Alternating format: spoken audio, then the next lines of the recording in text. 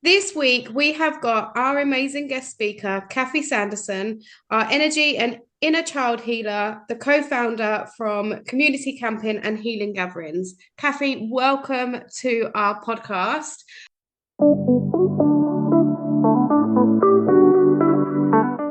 Welcome to our podcast, Fuck the Diet Cycle, with myself, Lauren Knight, and Abby Lodge.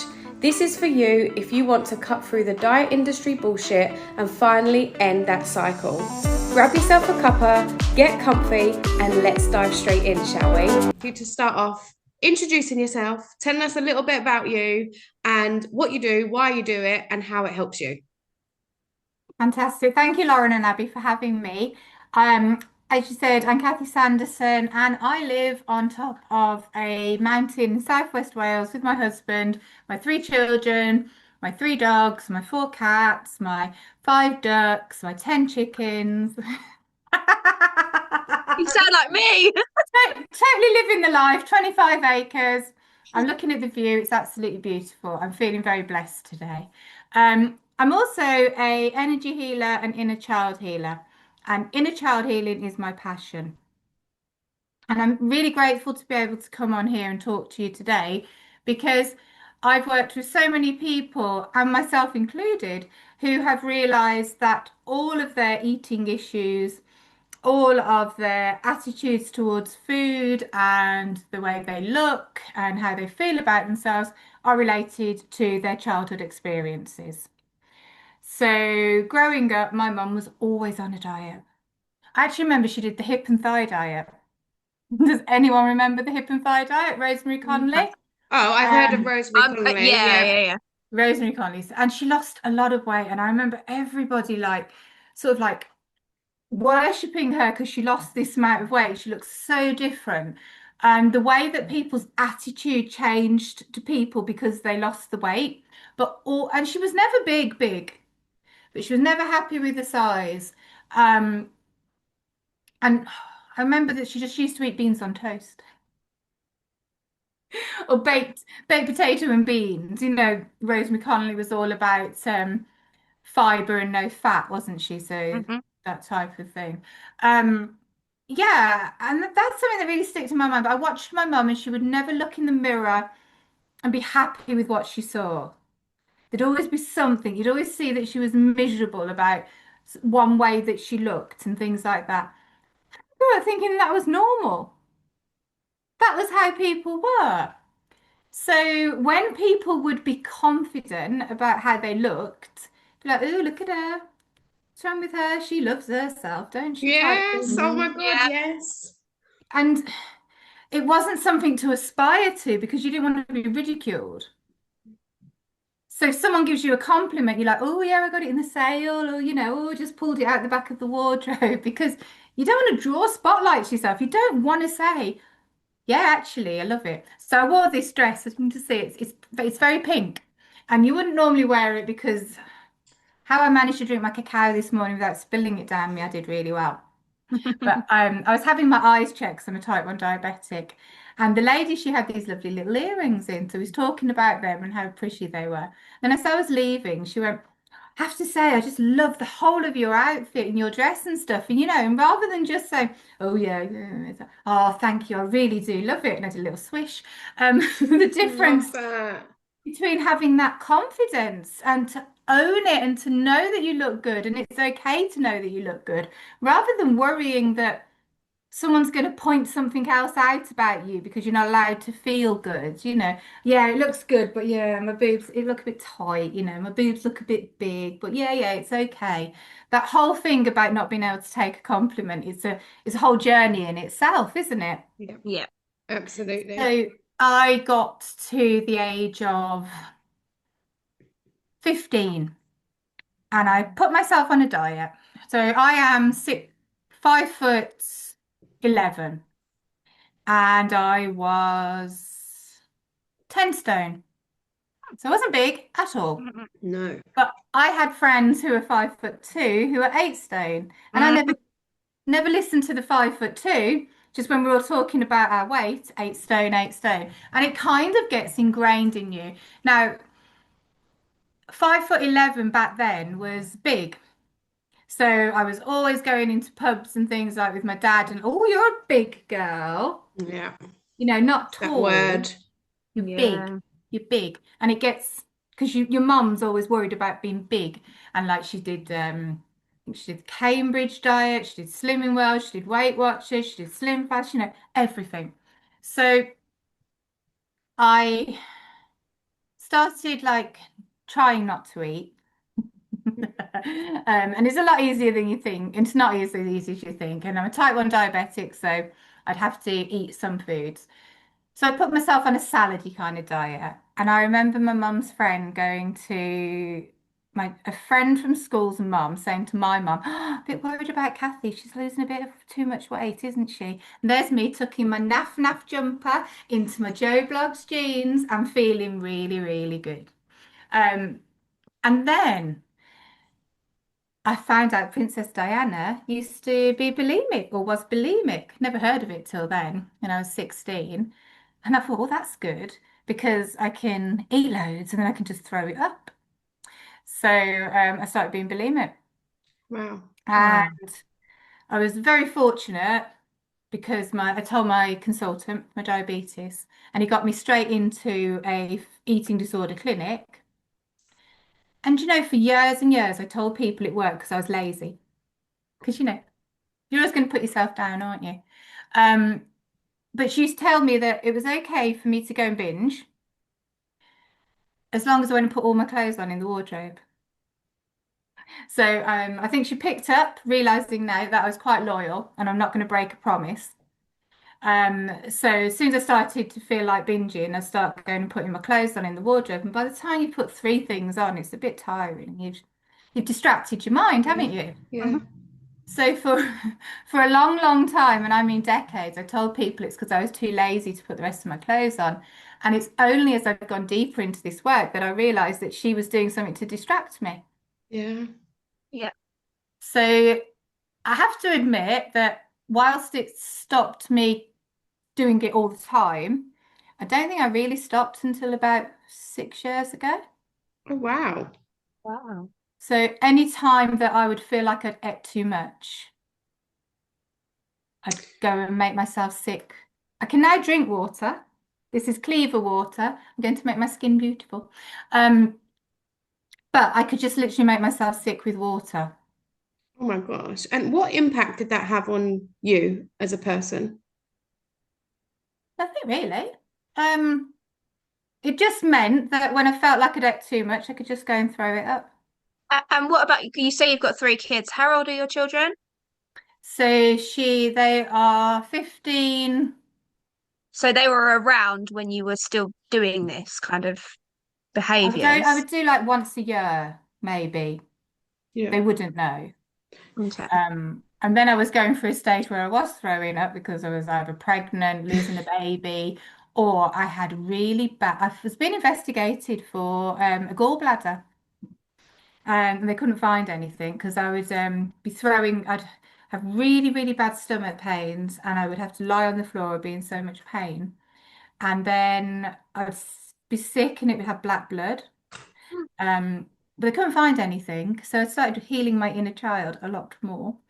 And all that anger and everything and resentment that I'd carried for all that time was Yeah. healed, and I didn't have those problems. So, but what it did do is it gave me a very, very unhealthy relationship with food, Mm. Absolutely. Yeah. very unhealthy. So, I joined Slimming World for the first time when I was 18 Yeah. with my mum.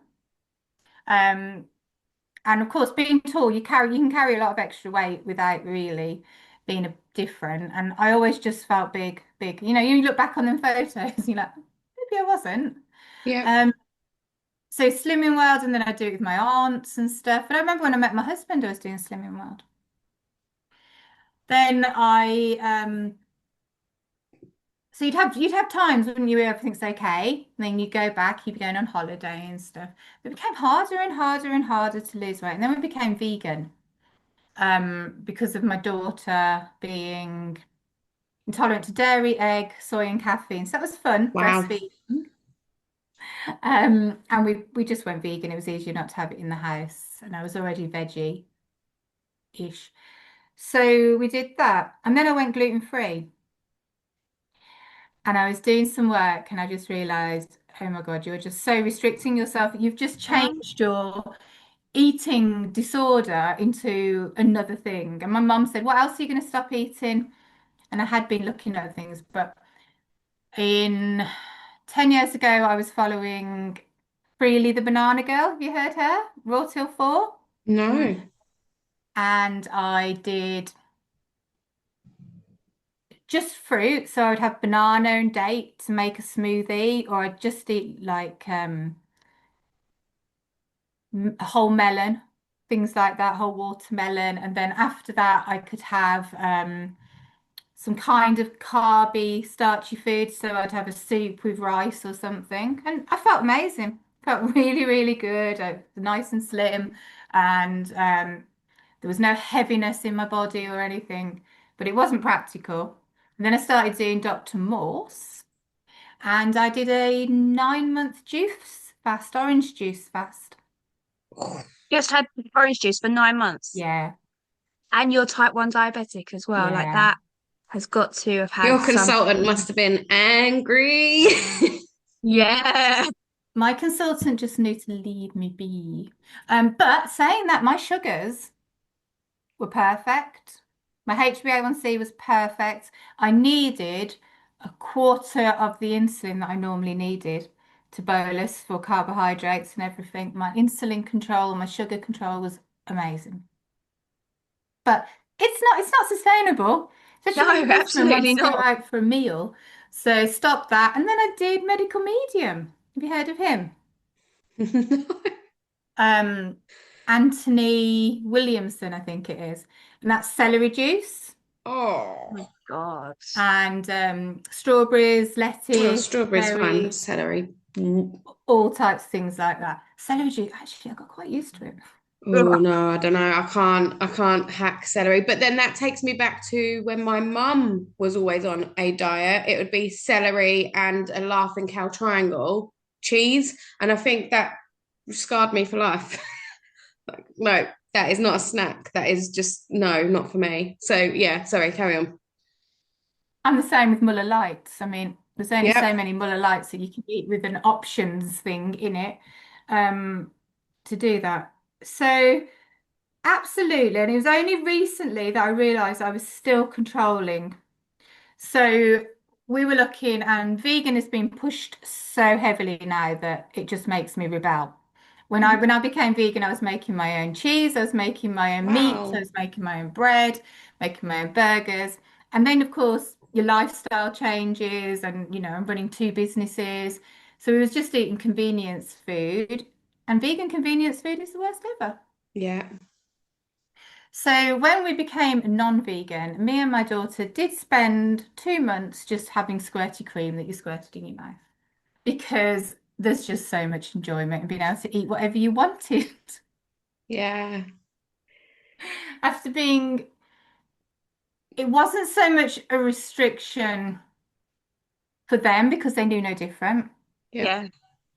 apart from my oldest who's 15. So until she was 4, we didn't change. But for me, not being gluten-free, not being vegan, and I can eat gluten now and I don't get those pains. Yeah. I don't get the indigestion and the just being feeling really, really bloated. So I really do think it's a mindset thing. Okay. I made that decision. We were not gluten free, we were not vegan, and it was fine. Absolutely fine. I didn't have any problems. So we went for a curry and they accidentally gave me a chicken curry. It was only when I was starting eating it, and like I had to rush to the toilet and I was sick and it made me feel really, really ill. So I'm like, oh my God, am I going to be okay eating meat? And rather stupidly, we started with a steak. So we went out for a meal. It was lovely. And I thought, oh, I'm going to go and be sick. I'm going to go and be sick. There's going to, nothing.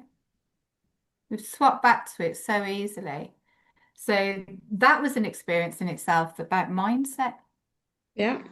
about what you believe.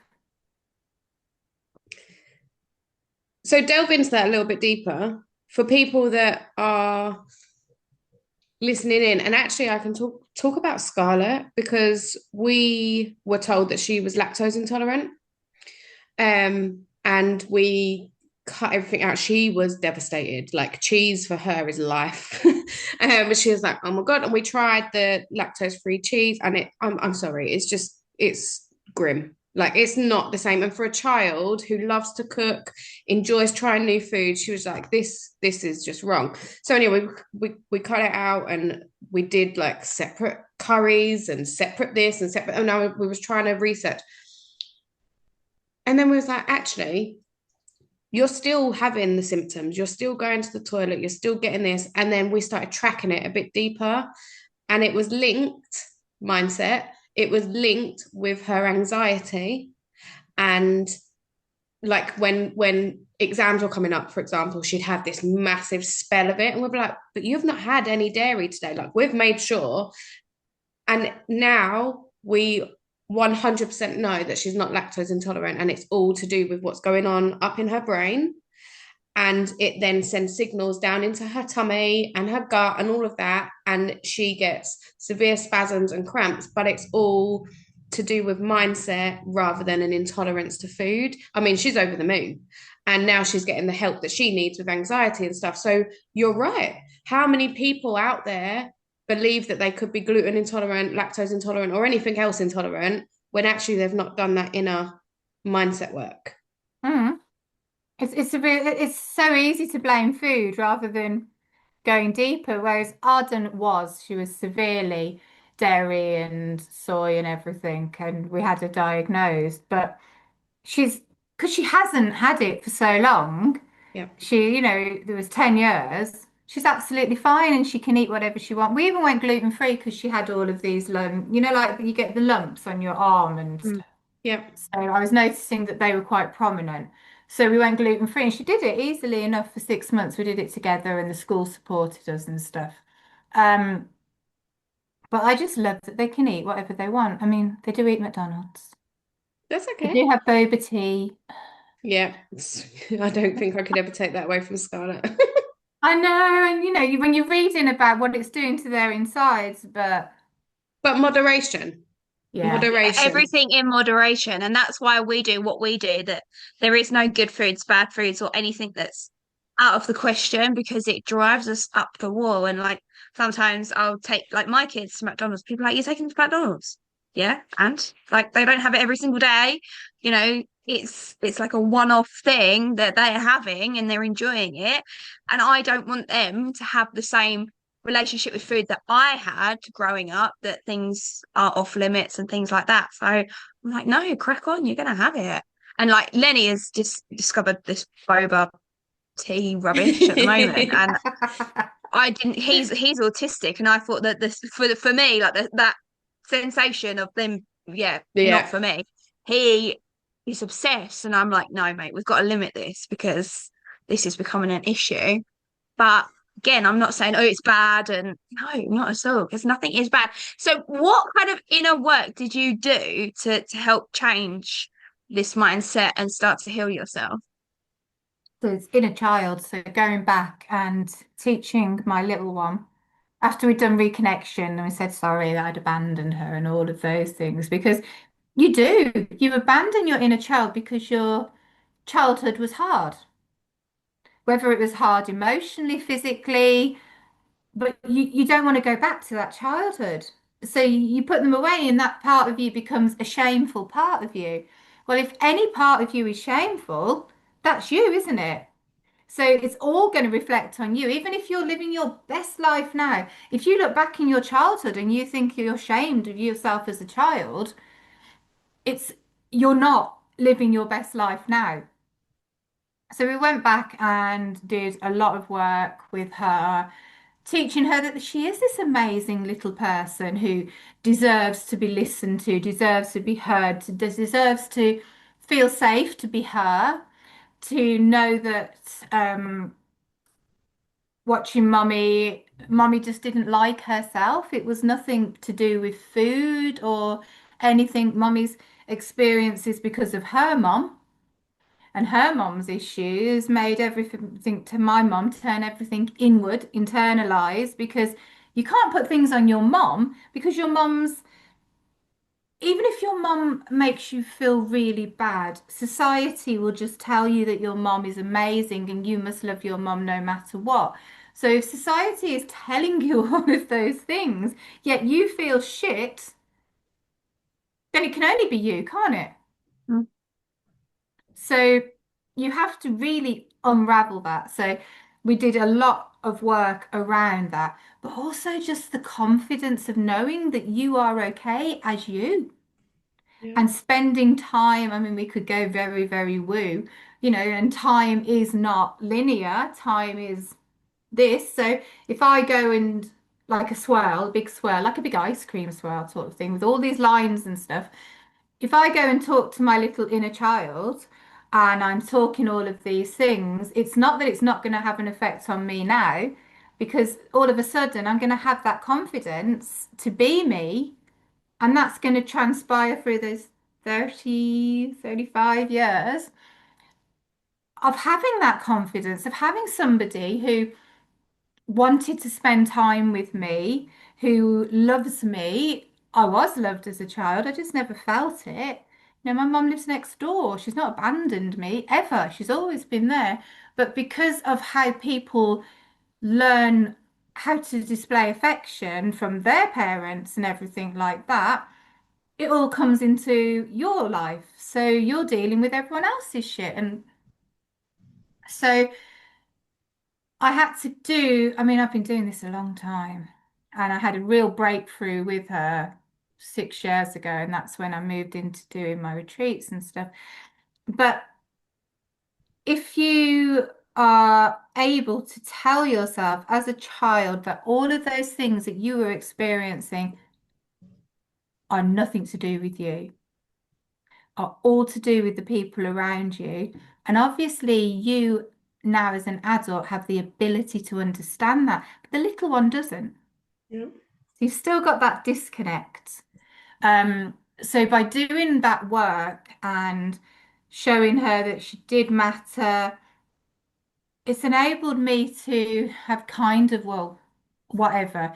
Even before that Let Them book came out, because that wasn't a new thing, that's been around forever. It's like, doesn't matter whatever people think of me, that's on them. Yeah. Someone was saying something about a girl who they said hello to and she didn't say hello back. And I was like, okay, then that girl's got severe anxiety. So you've said hello to her, you've expected her to say it back, and you've immediately thought that she's being rude to you Mm. because she hasn't said it back. Not the fact that she's absolutely petrified and you've said hello now and she's all internalized it. Oh my God, she's looked at me and I haven't said anything. And now she's going to think I'm really, really terrible and put it all on you. You're now projecting it onto her that she's rude rather than you looking at that and saying, well, actually, hang on, that's on me because I don't think I'm good enough. So someone's ignored me. Yeah. There's just so much in the inner workings that makes us create these situations around us or makes us think that these things are going on, and they're not. They're literally not. They're not Yeah. thinking it. And I think we do that as men and women, but particularly women. Mm. Things like I can't wear a swimming costume around the pool because they're all looking at me. No one's looking at you. No Nobody one's looking cares. at you. Or you walk into a room of women for networking, let's say. They're all looking. Like they're looking at me, they're looking at what I'm wearing. Then no, they're not. They're just looking up to say, hi, welcome to the room.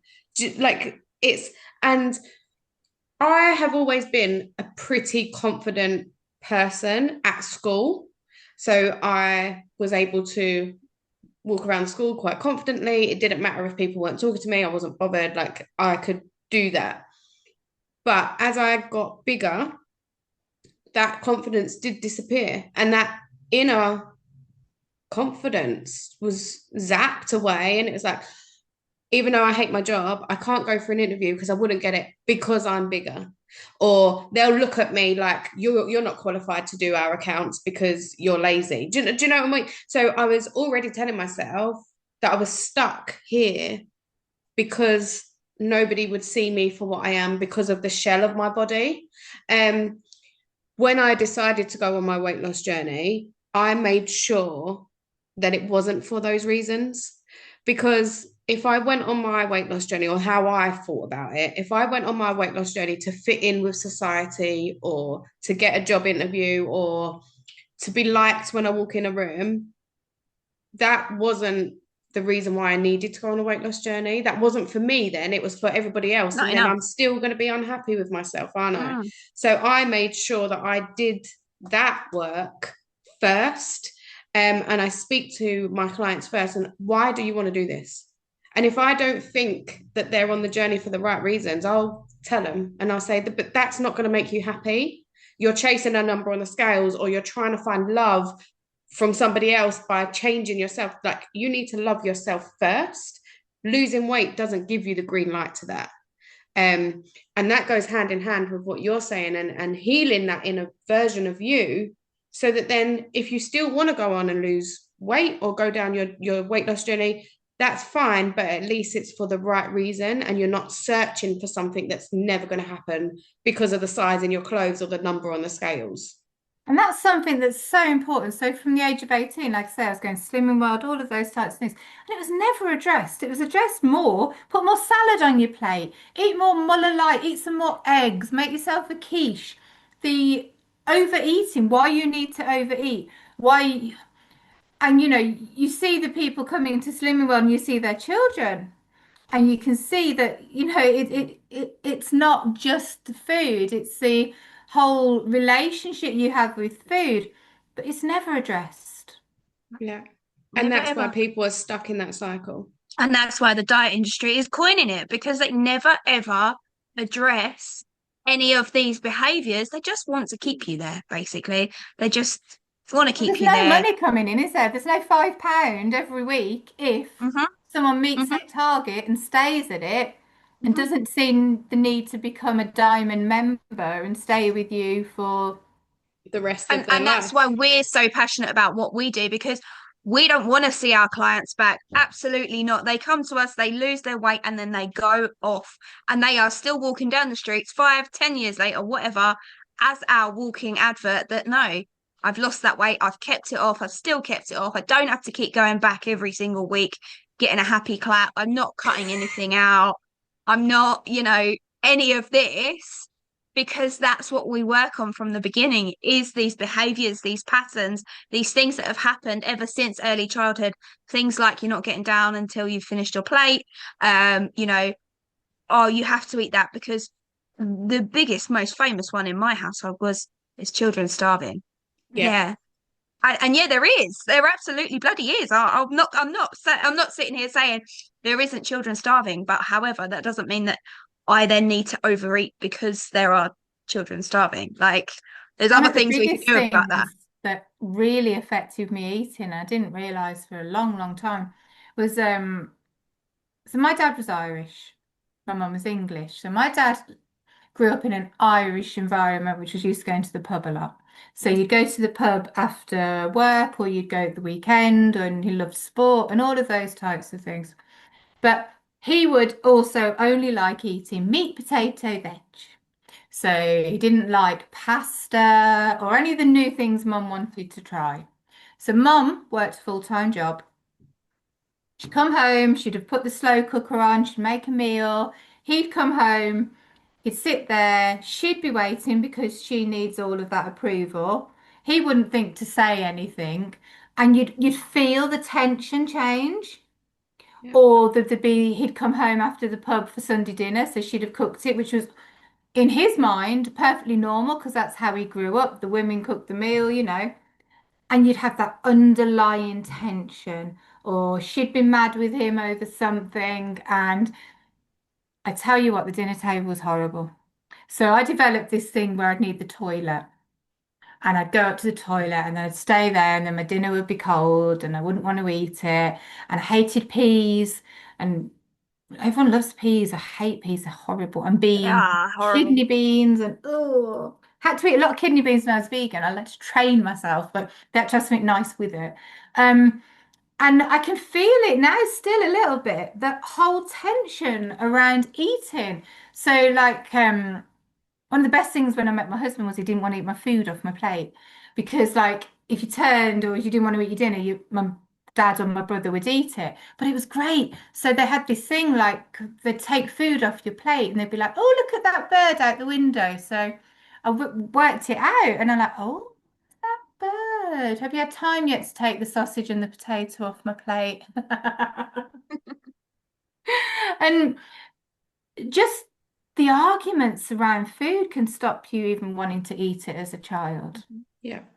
That is very similar to our household. So we didn't know, but my brother's autistic. He's got Asperger's, but he wasn't diagnosed. He was about 18, and dinner time was one of the most horrific times in our house because my brother would purposely make himself be sick at the dinner table because of texture and stuff, but we didn't know that. Not that it was my responsibility. My parents didn't know that, and we would eat as a family.